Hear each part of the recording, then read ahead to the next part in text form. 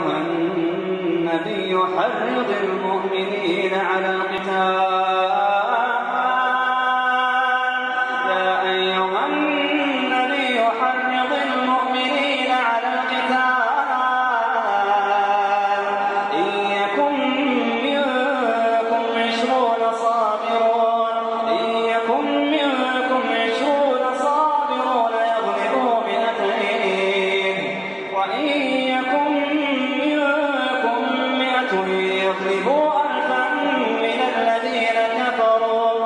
الذين كفروا بأنهم قوم لا يفقهون.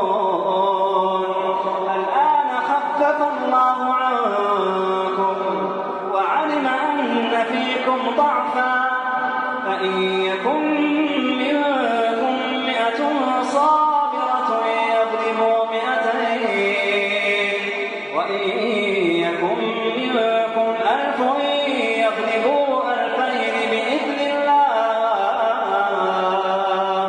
والله مع الصابرين.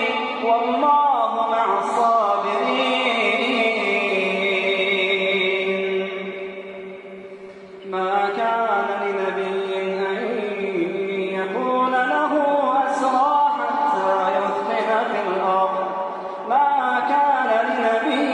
أن يكون له أسرى حتى يثخن في الأرض تريدون عرض الدنيا والله يريد الآخرة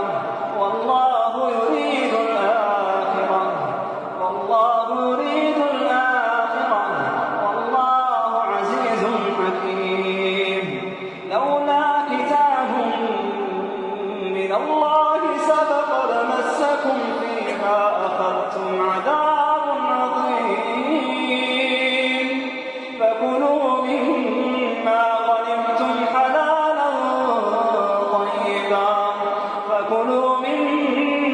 غنمتم حلالا طيبا واتقوا الله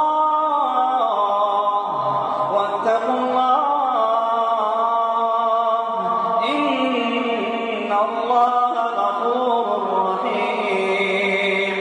يا أيها النبي قل لمن في أيديكم من الأسرى إن يعلم الله في قلوبكم خيرا يؤتكم خيرا